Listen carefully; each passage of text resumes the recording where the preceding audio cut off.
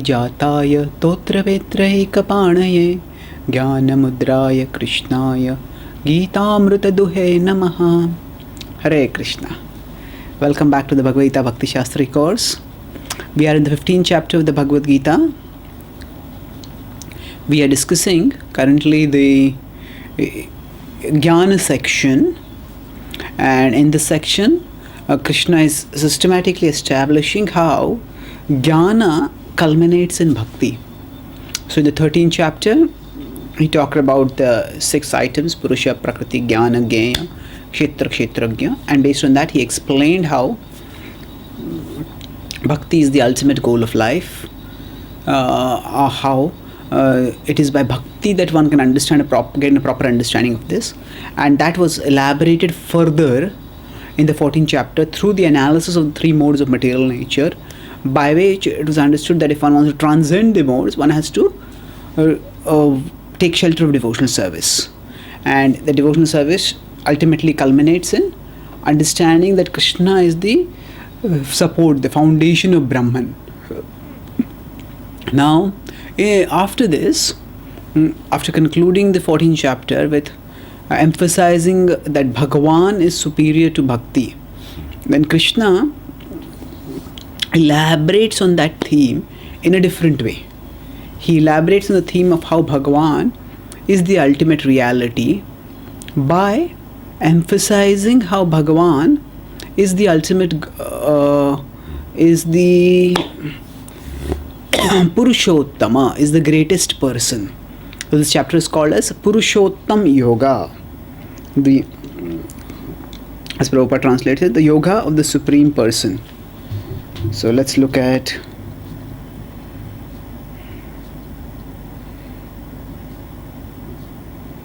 chapter 15 overview.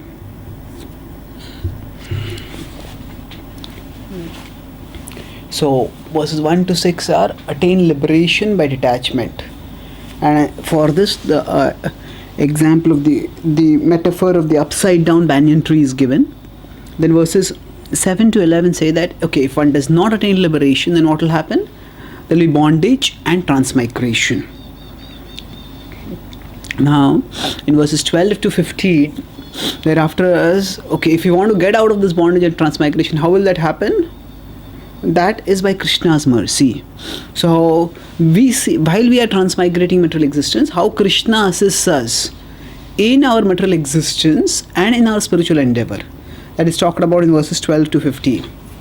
Then verses 16 to 18 talk about the essence of Vedanta, how Krishna is Purushottama. This is often also called as the 3 Shloki Gita. And then verses 19 to 20 talk about to know Krishna means to know everything. So that means Krishna, the same point of the 3 Shloki Gita is emphasized further in the last 2 verses, where it said that this knowledge of Krishna is the most confidential knowledge, and one who knows this knows everything. So this is among the shortest chapters of the Gita. The 12th and the 15th chapters both have 20 verses each. So when both have 20 verses each, that means that both are having significant amounts of information, knowledge, wisdom that is given in condensed and concentrated form in these chapters. So we saw how 12th chapter talks about very important concepts about how Brahman, how it is better to worship Krishna personal form than impersonal, how there is a descending ladder of mercy at various levels at which we can practice bhakti, and in the qualities of devotees. Those are 3 things. So in this 15th chapter, Krishna is talking about, through an metaphysical analysis, the importance of taking shelter of him. So let's start with the first verse. Shri Bhagavan Uvacha Urdhvamulamada Shakam Ashwatham Prahuravyayam Chandamsi Yasya Paranani Yastam Veda Saveda Ved. So Urdhvamulam Adha Shakam. Urdhvamulam, that means that which is above. Adha Shakham. So the roots are above and the branches are below. Adha shakam. Ashwatham prahuravyayam. Ashwatha is the tree, banyan tree. Prabhupada translates it as prahuravyayam. It is said to be imperishable. Prahur means it is said to be imperishable. Chandamsi yasya paranani. Paranani are its leaves. So its leaves are the chandas, the Vedic hymns. And yastam Veda, one who knows this whole tree in its totality is the Saveda Ved. The person is Vedavit. So yastam Veda Savedavit. Vedavit means one who is the knower of the Vedas. So it's significant that Krishna says that the leaves are the Vedic hymns, and just knowing the leaves alone is not enough. That means just knowing the Vedas enough, Vedic hymns alone doesn't make one Vedavit. To become Vedavit, one has to have know the complete tree.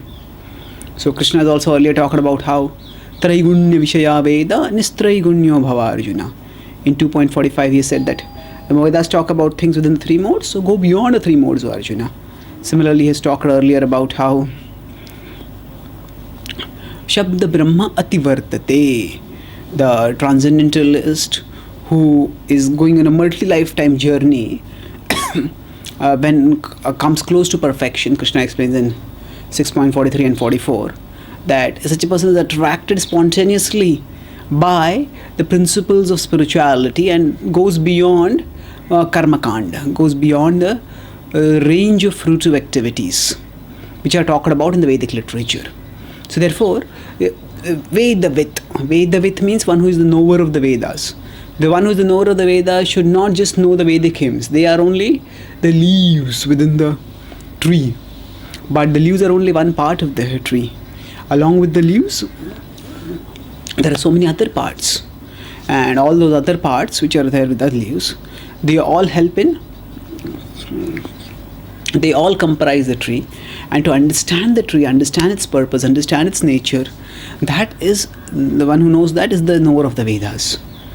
So, Urdhva Moolam Adha Shakam. So what is this tree being referred to over here? One thing is very clear. It is a metaphor over here. So metaphor means this tree is used to represent material existence. When we talk about material existence, we're talking about the soul's existence within matter. So matter itself is existing always, but matter is not aware of its existence. So therefore, when you talk about material existence, it is soul's existence within matter. So the tree is given as an example to illustrate material existence, the existence of matter, but not just the existence of matter, the existence of the soul within the arena of matter. And the tree represents material existence, material world. In what sense? In the sense that here things are upside down. Things are the opposite of the way they should be. Things are the opposite of the way they should be. What does that mean? That things are here not necessarily positive, but they are negative. So here in this world, Krishna is not the center. The soul has usurped the position as Krishna and has become the center. That of course will be talked about in 15.7. Here the inverseness, the obverseness. Inverse and obverse basically mean the reverse. The upside down nature of this world is talked about through the metaphor of this upside down tree. Urdhva Moolam Adha Shakam. So normally the roots are downwards and the branches are upwards in a tree. But here this is a tree where the branches are downwards and the roots are upward. Urdhva Moolam, that is Urdhva is upwards. Moola, roots are upwards. So what does this refer to? So the Acharyas explain, and Srila Prabhupada elaborates that actually, where do we see an upside down tree? Normally no tree is upside down, but we see an upside down tree in a reflection. If there is a forest and there's a beautiful tree beautiful garden, or there's a beautiful river on the banks of which the forest is there, then the tree on the banks will be reflected, and the reflection will be upside down. So this metaphor implies that our world is like a reflection of the spiritual world, the world that we live in. It is not our world actually, it is our present. Presently it is our world. Our world is Krishna's eternal abode. So this is upside, this is downside. And in between, there is the struggle to go from here to there, or the struggle to find a better place over here. Ashwatham prahur avyayam. Ashwatham prahur avyayam. Avyayam means imperishable. So as we know, material existence itself is imperishable. Material existence is eternal. It may be manifested sometime, it may not be manifested sometime. Matter is sometimes present, sometimes absent, but it is avyaya. And then Ashwatha. So Ashwatha has many meanings. Ashwatha. So one meaning is that which will not last. So as we discussed earlier also, material existence is eternal, but it is not that we are attracted to material existence per se. We are attracted to material forms. We are attracted to materially beautiful objects. And those are not permanent. Those are temporary. And because they are temporary, there cannot be lasting happiness in those relationships. In relationships with other people, with things of this world. Because when we are attracted, are we attracted to the substratum of matter, or are we attracted to the soul? Generally we are attracted to the outer bodily forms and the outer appearances, and those appearances will disappear. They will not last, and that's why there will be suffering. So Ashwatha means temporary. Ashwatha can also mean Ashwatha. Ashwa is a horse. Tha. A horse has a habit of being situated on 3 feet. So like that, this world is situated unsteadily. It is Ekapada Vibhuti. Tripada Vibhuti, 3 parts of it are in the spiritual world. And we know that material world is all of material existence is Ekapada Vibhuti. It is just Ekapada. Pada means feet. Vibhuti is opulence. It is just 1/4 of material, of the totality of existence. And the major portion of the material existence is in the spiritual world. So Ashwatham Prahuravyam. And then Chandamsi Yasya Paranani Yastam Vedasa Vedavit. So Krishna introduces this metaphor by pointing out one fundamental thing, that things are upside down over here. So Srila Prabhupada writes in the purport that for one who is entangled in fruitive activities, there is no end to the banyan tree. There's no end, because as we'll discuss, that nantam na badhyam na punastavadim. So Prabhupada talks about the process of extrication. We'll discuss about the fruits represent the results of the entities. The fruits are dharma, artha, kama, moksha. So the Vedic hymns, they offer us, just from the leaves grow the flowers and the fruits. So like that, from the Vedic hymns, dharma, artha, kama, moksha can come about.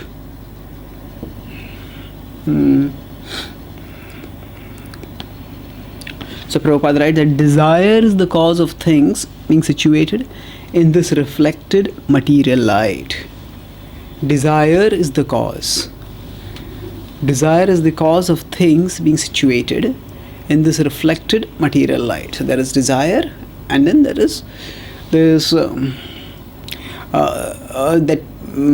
because of our desires to enjoy separate from Krishna, that's how we are placed in the material world, and that's how we suffer the perils of material existence. So the desire is the cause. And how is desire the cause? Because just as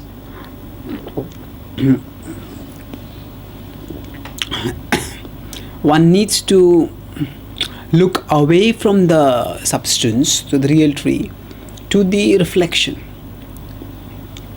then one sees the reflection.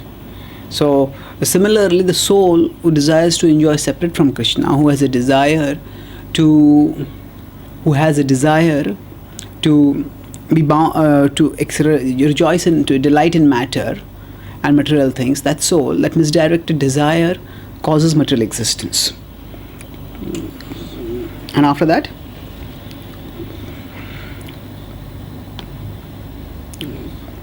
Prabhupada writes that the material reflection has to be cut off, and when it is said that a person knows the Vedas, it is assumed that he knows how to cut off attachment to this material world. So knowing the Vedas again doesn't mean just knowing the Vedic hymns. The Yogic Brahmanas knew that, but that was not enough.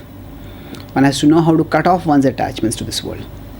Adhaschordham prasruta tasya shakha guna pravriddha vishaya pravala adhascha mulani anusantatani karmanubandhini manushya loke adhaschordhvam prasruta tasya shakha.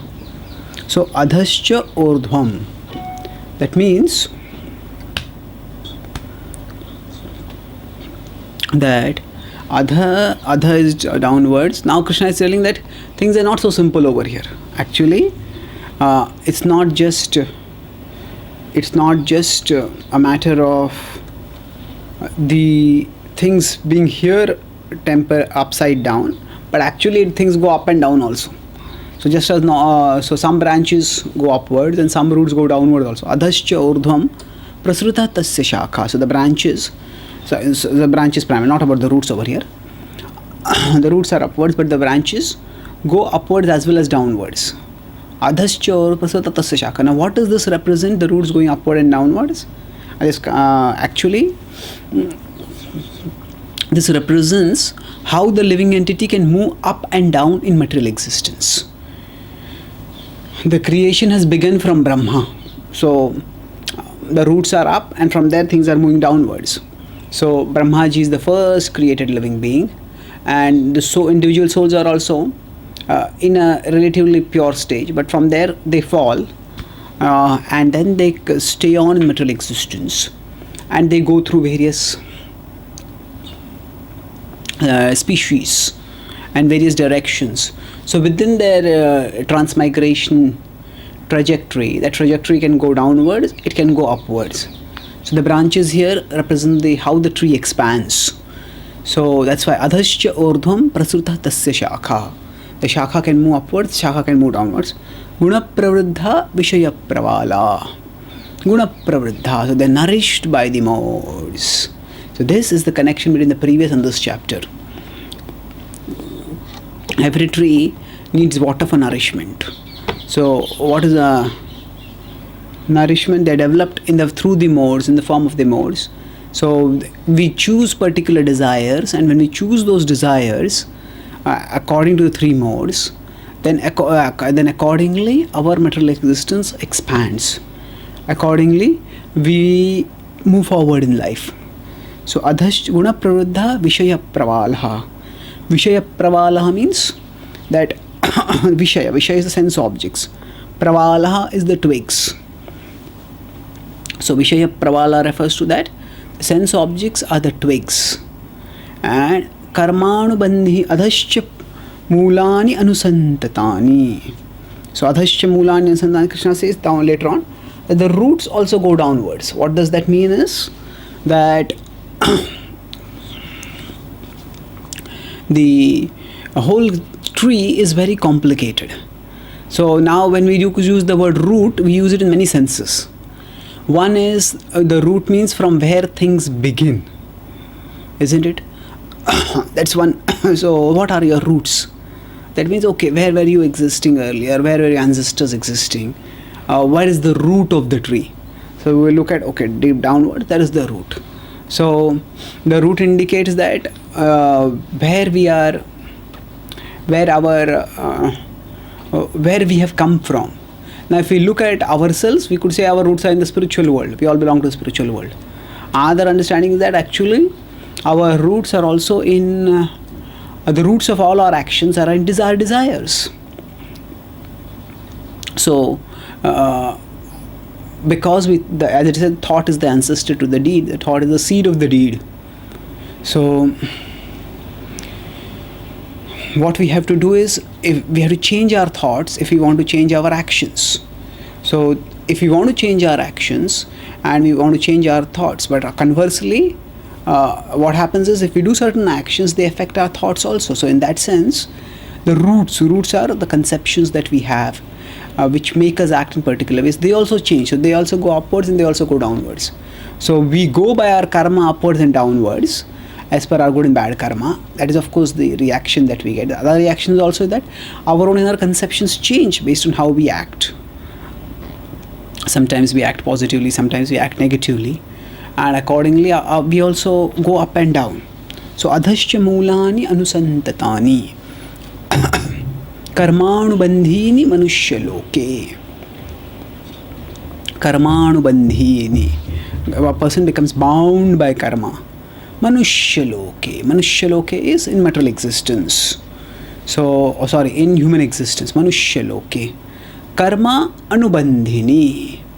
Anubandhini means becomes bound. So karma anubandhini manushya loke. When Krishna is talking about manushya loke, he is referring to especially the Martya Loka, where we human beings are present. Now all living beings are ultimately under the jurisdiction of the Supreme Lord, but the specific laws that we call as the law of karma do not apply in the same way to all species. So the principle of cosmic accountability, the principle of we being conscious agents is there, who are responsible for our actions, is there even in the higher planets. But the specifics of the law of karma, the way they apply to us, they don't apply in that way to people or other species. That's why generally said that if one goes to heavens, from heaven one enjoys and then one comes back. So if one goes to the hells, there one exhausts one's karmic reactions in terms of sufferings, and then one comes back up. But the future karma is created in the human form in the earthly planetary system. The Devatas are also responsible for their actions, and if they offend sages or they do grievously wrong activities, then they also held responsible. But they have much greater ambit of freedom for action. So karmanubandhini manushya loka. So the bondage is created in manushya loka. In this way, living beings are bound in the world of human society. Manushya loka, Prabhupada translates that as world of human society. So what is Krishna talking about over here? So Prabhupada writes that so the lower parts of the tree are the demigods, whereas lower parts of the branches are the lower species, animals, horses, cows, dogs, cats, etc. And on the upper parts are the higher forms of living entities, the demigods, Gandharvas, and many other higher species of life. Then Prabhupada talks about the five sense objects. The twigs are sound, form, touch, and so on, the sense objects. And then Prabhupada concludes by saying, this planet of human beings is considered the field of activities. Karmanubandhini manushya loke. Now Krishna says that don't get too confused by this, because it is confusing. Na rupamasya hetopalabhyate nanto na chadirna cha sampratishtha ashvattamenam suvirudha moolam asanga shastrena dridhena chitva tah padam tat parimargitavyam yasmin gata na nivartanti bhuyah tameva chadyam purusham prapadye yatha pravritti prasruta purani. So narupamasyeha, that the form of this tree, tathopalabhyate, asya iha, asya means of this tree, iha is in this world. So in this world we cannot understand upalabhyate is to be perceived. We cannot really understand the form of this tree. Why? It is so vast, it is so complex that nanto na chadir cha sampratishtha, where is its beginning, where it is ending, where is its foundation? This cannot be understood. Arjuna has talked something similarly in terms of the Virata Rupa, the Vishwarupa, which was displayed in the 11th chapter, and Krishna has said, Nantam na madhyam na punastavadim that I don't know, my dear, O Vishwarupa, my dear Lord, where is your beginning, where is your middle, and where is your end? So like that, nanto nachati nacha sampratishta. Then Ashwattamenam Subirudha Moolam. So this Ashwattha is there. So again, as we have discussed earlier, in this material world, the important thing is not to figure it out. The important thing is to get out. Don't try to figure it out, get out. That's what Krishna says. Don't try to figure out the whole thing. It's no upalabhyate. It's not very easy to perceive it. But what we can do is, we understand the basic principle that we are bound here by our attachments. And that is what he says, Subirudha Moolam. Moolam is the root, Subirudha. It's very strongly rooted. Our attachments to this material world are very deep rooted. And therefore, what do we have to do? Asanga shastrena drudhena chitva. Asanga shastrena. By the weapon of detachment, what do we have to do? Drudhena. So detachment and determination. Chitva. Chitva means to cut down. We have to cut down this tree with the weapon of detachment. Asanga shastrena dridhena chitva. So shastra is weapon. What is the weapon that we normally use for breaking down a tree? It is axe. So we could say the axe of detachment. So asanga is the exact opposite of sanga. Krishna has used the word sanga several times, especially in 13.22 in the Bija Vakya. Karanam gunasangosya sadasadyoni janmasu. So the bondage of the soul in matter, of the Purusha in Prakriti, is because of gunasanga. And the soul has to come out of matter, then what is required? Asanga shastrena. And asanga is not very easy to develop. Detachment takes time. Therefore, drudhena. One has to be determined. Even if I don't become detached today, I will become gradually. Let me just keep persevering. Let me go on determinedly. And then eventually it will happen. Asanga shastrena drudhena chitva. Drudhena means with determination. And then after that, what does one have to do? Tapadam tat parimargitavyam yasmin gatana nivartanti bhuyah tameva chadyam purusham prapadye yatha pravritti prasruta purani. Yatha pravritti prasruta purani. So Krishna doesn't say that, okay, that now you're detached from the material world, now job over. No. That's only part of the story. The other remaining part is Ataha padam tat parimargitavyam. Ataha padam. The destination that one attains thereafter. Yasmin gata nanivartanti bhuyaha. That destination one attains, but padam nanivartanti bhuyaha. One will not come back from that particular place. And then what do we have to do after getting to that place? So even if one has attained a place from which one will not come back, that doesn't mean that everything is hunky-dory. Now the story is over in a happy ending. No. Even after that, we have to go further. What is that? Tameva chadyam purusham prapadye. There, what does one have to do? Purusham prapadye. Surrender to that person. Now, who is that person? Krishna just gives a one-line description of that person. Yatha pravritti prasuta purani. Yatha pravritti prasruta. That means from whom this whole pravritti, whole material nature has manifested. So Krishna is here talking about something significant. He's explaining the point that actually when we are going in the journey of material existence, what keeps us going is our sangha. We discussed how the modes offer the water by which the tree grows. So we cannot end the tree of material existence, but we can end our entanglement in material existence. So just as a prisoner cannot destroy the prison, but a prisoner can end that one's own sentence in prison by proper behavior, by whatever. Means the prisoner can become released from the prison. So similarly, the same applies here also.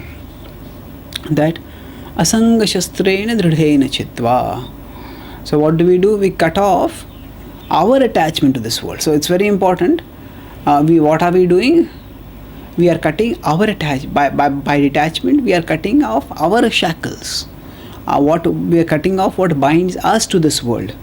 We are not necessarily, we are not going to end material existence. Material existence in and of itself will always remain a place of suffering. There will be Janma, Mrityu, Jara, Vyadhi, which cannot be changed. But what can be changed is how much we suffer because of this Janma, Mrityu, Jara, Vyadhi. The greater the bodily identification, the greater will be suffering because of it. And the lesser the bodily identification, the lesser will be suffering.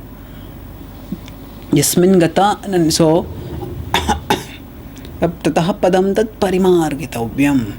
So once we become detached from material existence, from the misleading varieties of this world and the beauty and the quality that comes with it, and underlies that variety. So what happens after that? One moves forward and one seeks an eternal destination. This is a very clear indication that the supreme person to whom we have to surrender is not something that we have to be detached from.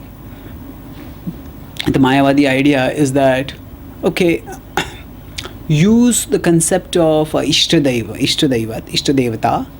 Once you use the concept of your own worshipable deity for the sake of getting rid of your entanglement in this world and moving towards the spiritual world. And then, so once we have become, so right now we are attached to forms, attached to material things. So okay, then use a deity form. So get rid of material attachments and eventually, so become detached from material things. And then after that become detached from the Ishtadevat also. And then you merge into the Brahman. Their idea is go beyond Bhagavan to Brahman. But Krishna is saying that yes, asanga is required, detachment is required. But after one has become detached and one has attained a position from which one will not fall back, that is also not the perfection. So this is generally Paravyoma, the spiritual sky is the place where it is said once we attain it, we will not fall back. But Krishna is very clearly telling that that is not going to be enough. After we attain that, then we have to surrender. Tameva chadyam purusham prapadde. Surrender to that person. Now, what kind of person is that person?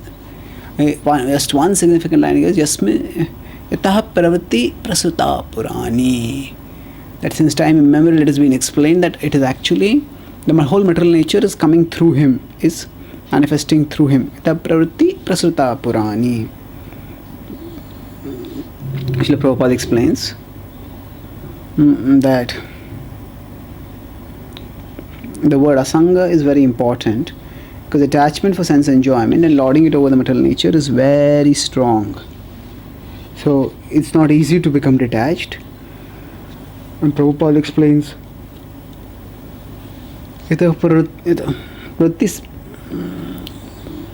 that how Krishna is the source of everything. What he has said over here, Yata pravritti prasruta purani. So what has been mentioned over here about the Supreme Person, that applies to Krishna, because Krishna has said already in 10.8, Aham sarvasya prabhavo. So same point, Yata pravritti prasruta purani and Aham sarvasya prabhavo. So Krishna is referring to himself here in the third person. In third person, that means he is referring to himself as that Purusha to whom we have to surrender. We'll see that Krishna will refer to himself in the first person also shortly. So then now Prabhupada makes another twist over here, interesting. As soon as one surrenders to Krishna, one becomes detached automatically from this material existence, from this material extension. What is Krishna saying over here? What is Prabhupada saying over here? Actually, the point that Prabhupada makes is simple here. The point is that when it is a reciprocal process.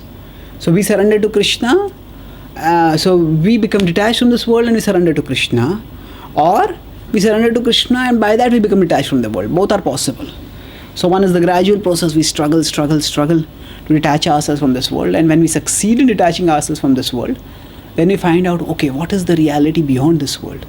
Then we come to know about Krishna and then we surrender to Krishna. That is the process which may take even multiple lifetimes. Karma yoga, Jnana yoga, Ashtanga yoga. Then after that Bhakti yoga, gradually. Bahunam Janmanam it may take. So this is the Jnana section. So Krishna is giving us that process, yes. Okay, analyze that how this material world is false.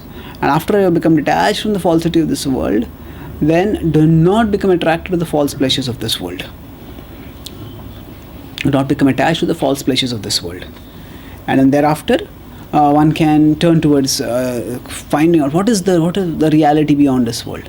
That is a gradual process. But Prabhupada, merciful in the purport, gives us the devotional service where he says that wherever we are, we can just surrender to Krishna, and he will take us beyond everything. So Vasudeva Bhagavati Bhakti Yoga Prayojitah Janayatya Shivairagyam Jnanam Jayada Haitukam. So Vasudeva Bhagavati. That if we perform bhakti to Lord Vasudeva, then by his mercy detachment and knowledge arise.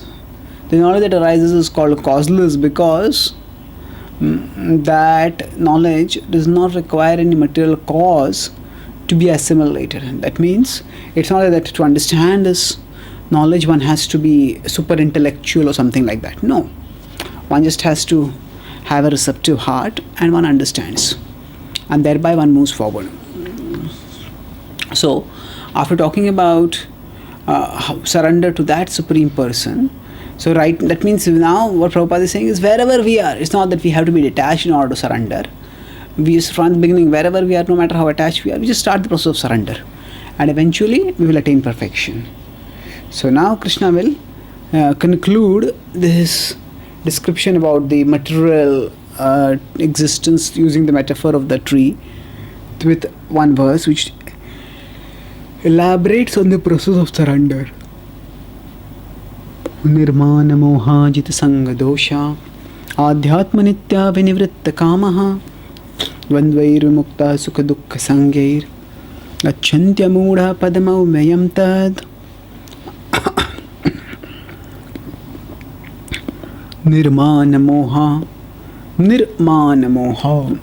So nir means without prestige, mana and moha, without illusion.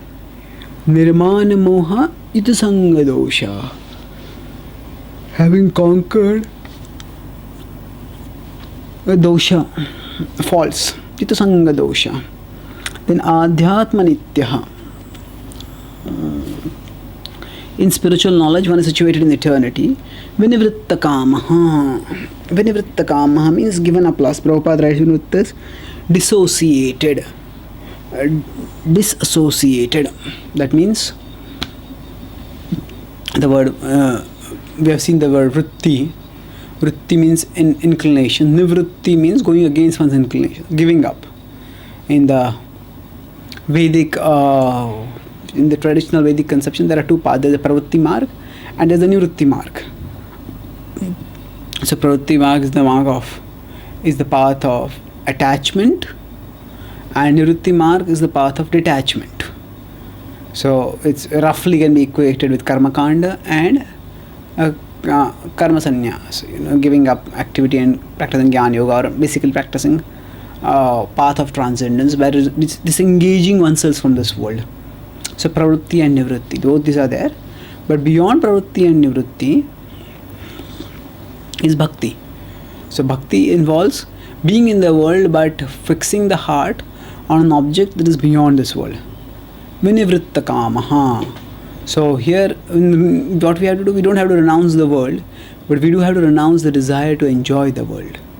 In fact, it's not that the word is nivritti is also used to refer to retirement. Nivritti. A person gets retired and the person says got nivritti, got retired on so and so date or at so and so age or whatever. So vinivritta kamaha refers to becoming detached from the material desire, especially the desire for kama, the desire for sensual enjoyment. Why vinivritta kamaha?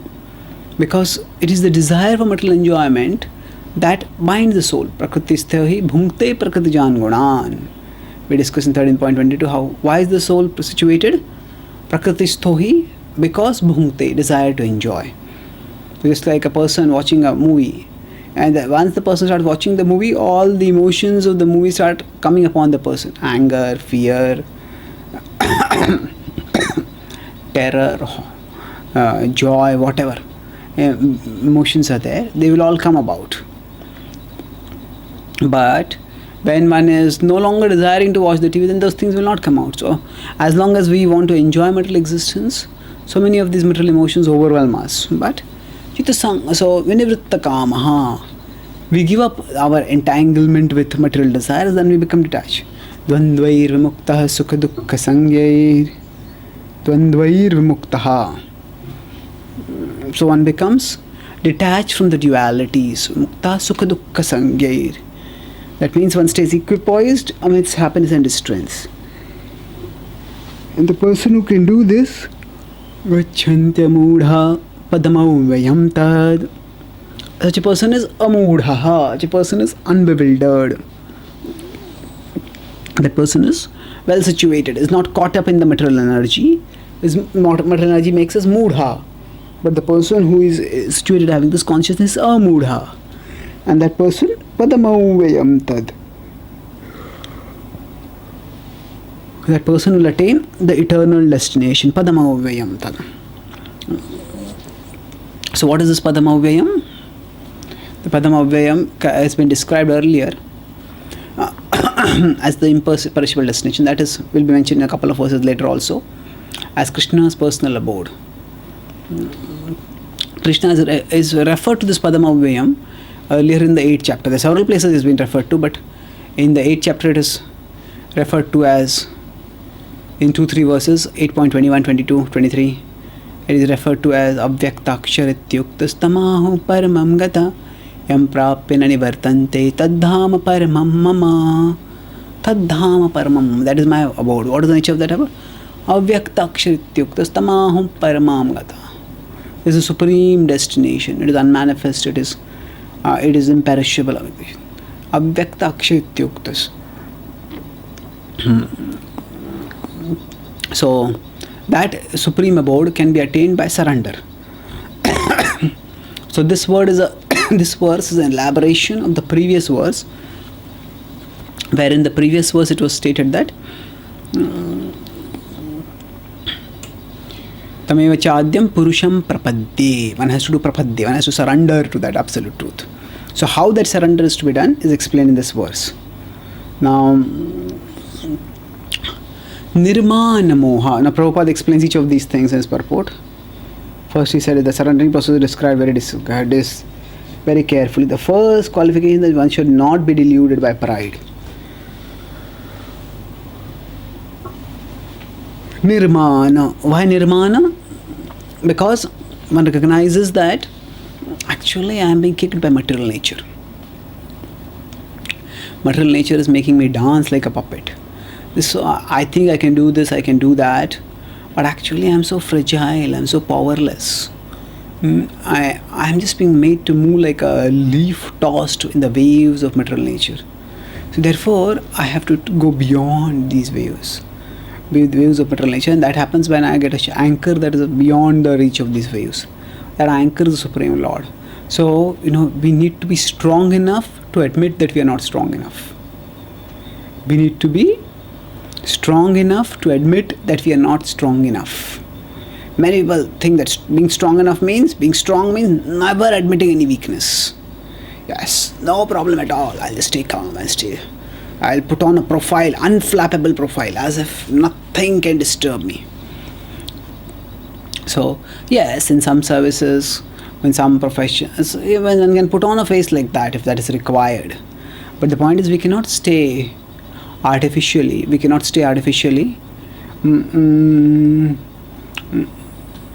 put on a mask of peacefulness for some time, but unless there is some shelter within, that mask cannot stay for long. The mask will fall off in the face of the adversities of this world. So for the conditioned soul, actually to admit that I am weak is very difficult. For the conditioned soul to imagine that yes, I alone can do whatever needs to be done. That is what the conditioned soul normally thinks about. So I am great, I am supreme, I am this, I am that. So that sort of isolated self-contemplation, where the self-contemplation is not supervised by a by a responsible guide, it can lead to a lot of problems. So therefore, what is required is, everybody needs some level of self-confidence. So we all need it. Bhakti gives us the self-confidence by telling us about the real self, and then by giving us the confidence that this self as a part of Krishna is filled with divine potential. And not only that is the self filled with divine potential, but the self is also loved by Krishna, and Krishna's omnipotence is also available for a devotee. So devotee doesn't lack self-confidence. Self-confidence is important for a devotee, and the devotee has that self-confidence. But that self-confidence is based on an understanding of the self. And that understanding, once it is there, then self-confidence is fine. In fact, Prabhupada must have had a lot of self-confidence. We may say that his confidence is in Krishna. That Krishna is going to share, Lord Chaitanya Mahaprabhu's prophecy is going to be fulfilled. Yes, that is going to be fulfilled, but that I might be the instrument for fulfilling that. That conviction, that courage of conviction. Later on, once the prophecy is successful and that there are disciples from all over the world, it may think that Prabhupada is just sitting on a high asana and enjoying life. Prabhupada was never enjoying life. He was sleeping only very few hours every day. He was working so hard till the end. So Prabhupada's life himself is an example of prapadde, the surrender. So, nirmana moha. We see Prabhupada in his Markine Bhagavad Dharma, in the songs that he wrote on the Jaladuta, he is himself so humble. He's saying, "Signed, the most insignificant, unfortunate beggar, A.C. Bhaktivedanta Swami." So, Prabhupada is feeling himself unfortunate and insignificant, but still Prabhupada feels that, no, I want to give the message of Lord Krishna to these people. And therefore, Krishna, make my words understandable to them.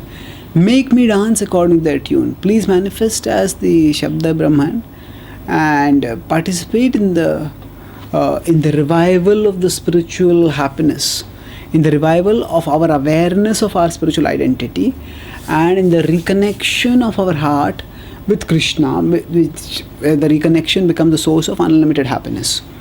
So for that, nirman is required. As long as I think that I am strong enough, I can deal with all my problems, I can deal with my anarthas, I can tackle this, I can tackle that, then what happens?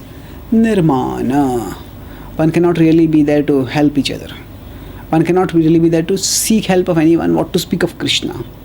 So humility is important. Nirmana moha. Jitasanga dosha. So moha is illusion. Here the word moha is not used specifically in terms of tamasic moha, as it was used in the 14th chapter. Prakasham cha pravrittim cha mohameva cha pandava. There the word moha was used specifically to refer to the illusions created by tamoguna. But here moha is general. Thinking that I am the body, thinking that bodily things are related with me and they are mine, in the sense that I am not just the caretaker but the proprietor of those things. This is all illusion. So one has to be free from illusion. Nirmana moha jitasanga dosha. The modes create dualities, and those dualities become false, which bind us in material existence. But jitasanga dosha, one is freed from that. Then adhyatma nitya vinivritta kamaha. One stays always in spiritual consciousness, and one stays free from lust. Vinivritta kamaha. Then dvandvair vimukta sukha dukkha sangyair. Dvandvair vimukta is that one stays free from dualities, and such a person can attain the ultimate perfection of life. So Prabhupada writes, one has to cultivate knowledge of what is actually his own and what is actually not his own. So it's important, Prabhupada acknowledges that there is something that is our own also. What is our own? Actually our spiritual advancement, our bhakti, our connection with Krishna is our own. Bhaktivinoda Thakur says, Amito tomara, tumito amara, ki kaja paradhane. Krishna, I am yours and you are mine. What other wealth do I want? So we have a connection with Krishna, and our mamatva or mamata, our affection, our sense of possessiveness, rather than being rejected as rebellious and as illegal, Actually, Krishna Bhakti dovetails it by encouraging us to harmonize it with Krishna's supreme understanding. So when we do that by supreme proprietorship, so Krishna himself becomes the property of his devotees. So that is that connection with Krishna which we have right now, that is our most precious property.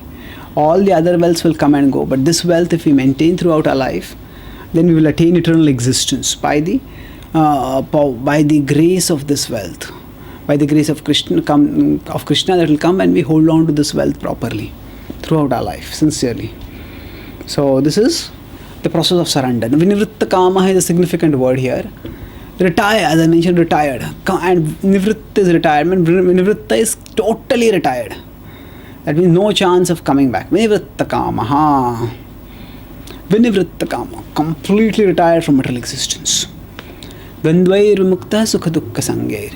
So, when we talk about retirement of lust, what is it based on? We become lusty because we see, this form is attractive, this form is not all that attractive. That form is very attractive. So all this is duality, and this duality is caused by the hope of pleasure and the fear of fear of misery. So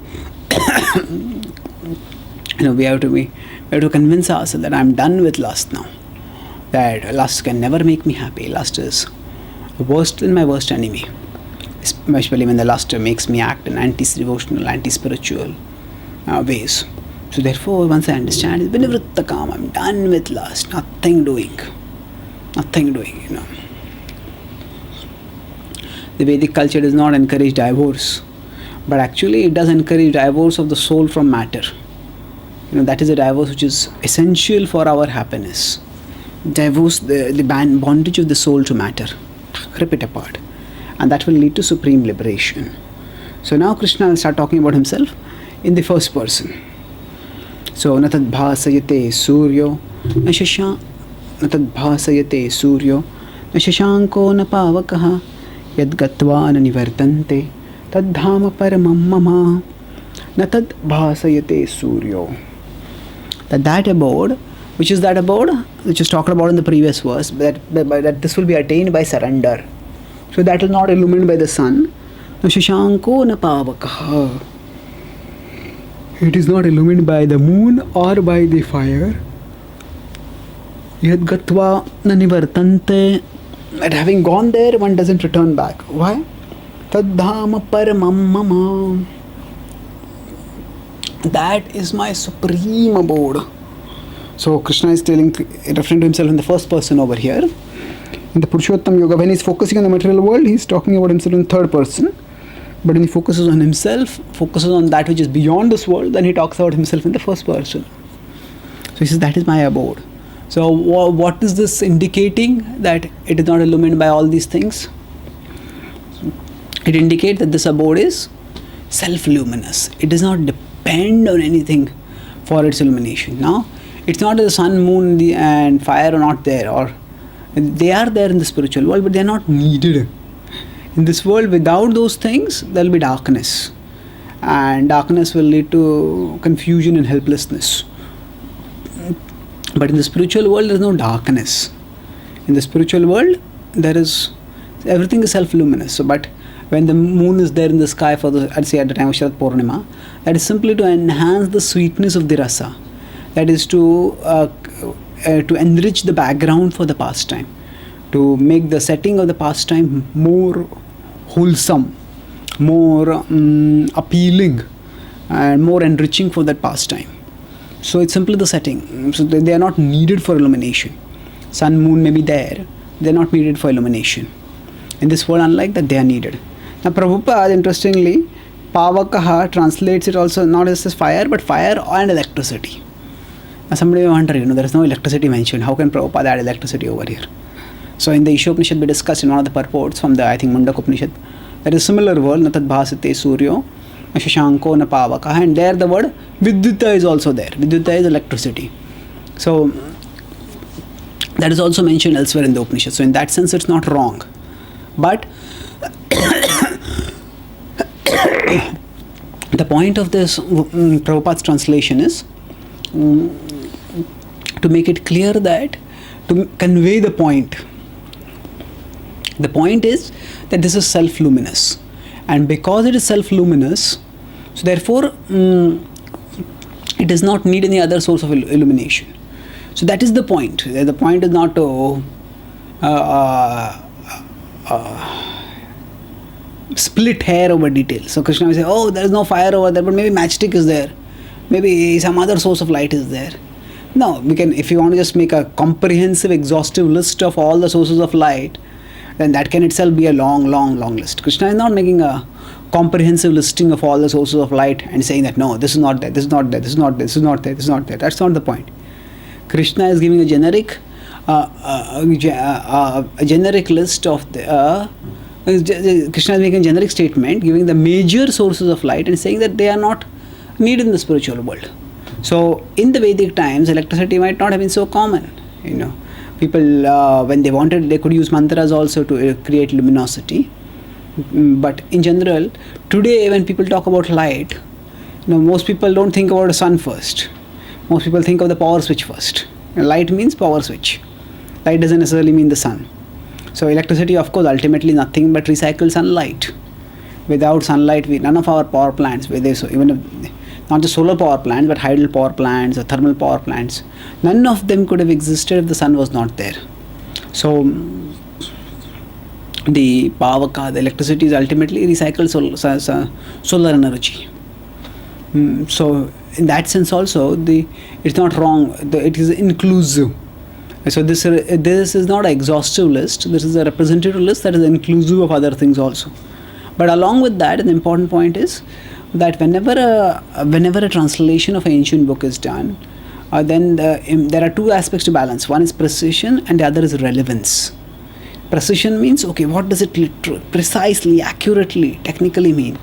And relevance is, how does that have any bearing on the value of the current readers? How does it add value to their lives? How does it benefit them? So that is important to recognize. The relevance part. So generally speaking, precision and relevance both are important. So now for Srila Prabhupada, in some cases, he tilts more towards relevance than precision, because he has to make sure that, as Prabhupada would say, that people have no inclination to read books, and I want to make sure that in every page they get the essential message of Krishna consciousness. So that's why he tends to make sure that the basic points get adequate coverage in his purports, get the fundamental essential lessons of Krishna consciousness. When they get repeatedly stressed in his purports and then repeatedly hammered into our consciousness, then they'll get deep rooted over there. So to focus on the side of relevance, what Prabhupada does over here is he includes electricity, because the point is it's not a precise matter what all is there in the list. But that is not the point. The point of the verse is to say that there's no need for any external source of illumination, and that is well conveyed by saying that by electricity is also not required. So now this can also be taken slightly in a symbolic sense, that actually natad bhasayate suryo. The sun is associated with fire. Now fire is associated with speech. And the sun gives illumination by which we see forms, and we are able to see things. So natad bhasayate suryo means that which cannot be perceived with the eye. Na shashanko. The moon is associated with the mind, that which cannot be conceived by the mind. Na pavakaha. Na fire is associated with fiery speech, that which cannot be described by the words. So that which is invisible, that which is indescribable, and that which is inconceivable, that such is my abode. And that is what is the characteristic? Once one goes there, one does not come back from that abode. And then Prabhupada writes that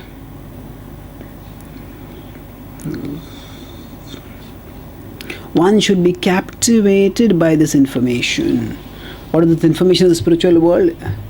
That's like a person who hears about a better place, and then often that captivates a person. One of the reasons why many people, say from India, go to America is because They hear something about America and they feel, oh, it's a land of plenty and prosperity and freedom and so many things. And that's what attracts them to go there. So when we hear of something attractive, if we hear it seriously, then it develops a desire for us to go there. So same way, when we hear of the spiritual world, actually it should develop, naturally our attraction. Oh, is there such a place where even if I go to America, it's not that my life will be problem free. But actually, if I surrender to Krishna, if I attain his spiritual world, then that is why once I go there, then no coming back to this miserable material world. Therefore, that is how one should go beyond. And then Prabhupada writes, as far as detachment is concerned, one cannot become detached from the attraction of the material world simply by dressing himself in the saffron cloth. He must become attached to the devotional service of the Lord. And therefore one should take it very seriously. The devotional service is the only way out of the false representation of the real world. It's the only way out. So important point is, it's not a spiritual advancement is not a matter of dress. It is a matter of the heart. The dress can help us to develop the right disposition of the heart, but ultimately it's a matter of the heart. So what we have to do is, the important thing is to become attached to devotional service. Even when a devotee takes sannyas, the purpose of that is to become more attached to devotional service. Etam sasthaya paratmanishtam. As Chaitanya Mahaprabhu quoted the vrata of the Avanti Brahmana, he says that I'll cross over the insurmountable material existence by holding on determinedly to the devotional service of the Lord. So the more we become attached to Krishna, the more we'll become liberated from the material world, and ultimately we will attain the spiritual world. And that is the ultimate perfection of life. Thank you very much. Hare Krishna.